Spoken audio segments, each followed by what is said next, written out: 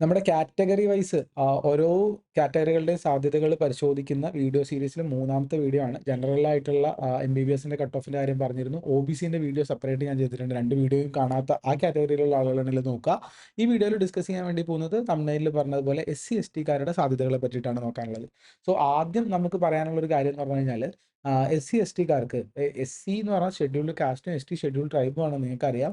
അവർക്ക് എത്ര റാങ്ക് വരെ വരുന്നുണ്ടെങ്കിൽ നമുക്ക് ഓൾ ഇന്ത്യ തലത്തിൽ എവിടെയെങ്കിലും ഒരു എംബിബിഎസ് സീറ്റ് വെയിറ്റിംഗ് ആണ് എന്നുള്ളതാണ് പറയാനുള്ള കാര്യം.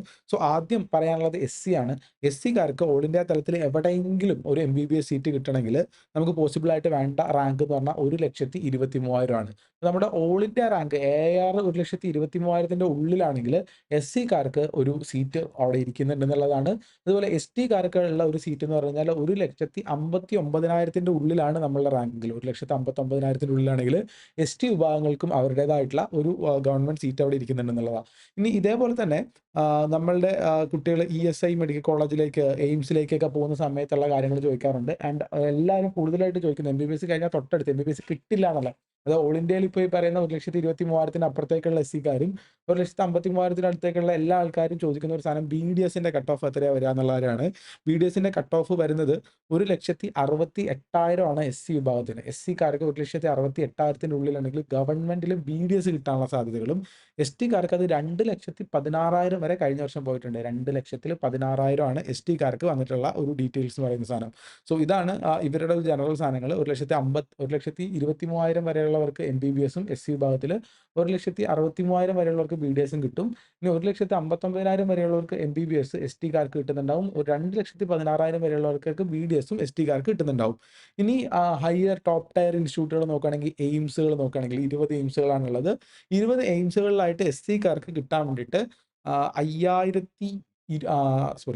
52,200 ഉള്ള ആൾക്കാർക്ക് 52,200 വരെയുള്ള ആളുകൾക്ക് എസ്-സി വിഭാഗത്തിലുള്ള ആളുകൾക്ക് എയിംസിൽ അഡ്മിഷൻ കിട്ടാറുണ്ട്.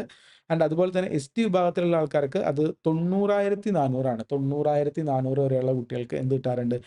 എയിംസിൽ അഡ്മിഷൻ കിട്ടാറുണ്ട് എന്നുള്ളതാണ്. അപ്പോൾ നിങ്ങൾക്ക് ഏതെങ്കിലും ഒരു എയിംസിൽ പഠിക്കാൻ വേണ്ടിയിട്ട് ഒരു 50,000, 52,000 വരെയുള്ള എസ്-സിക്കാർക്ക് പറ്റും. 90,000 വരെയുള്ള എസ്-ടിക്കാർക്കും പോസിബിൾ ആണെന്നുള്ളതാണ്. ജിപ്മറിലേക്ക് പോകുമ്പോഴും ഏകദേശം സിമിലർ കൈൻഡ് ഓഫ് സാധനങ്ങൾ തന്നെയാണ്.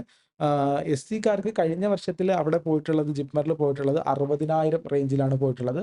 അതുപോലെ എസ്-ടിക്കാർക്ക് 75,000 എന്നുള്ള സാധനത്തിൽ ജിപ്മറിലും അഡ്മിഷൻ കിട്ടിയിട്ടുണ്ട് എന്നുള്ളതാണ് പറയാനുള്ള കാര്യം.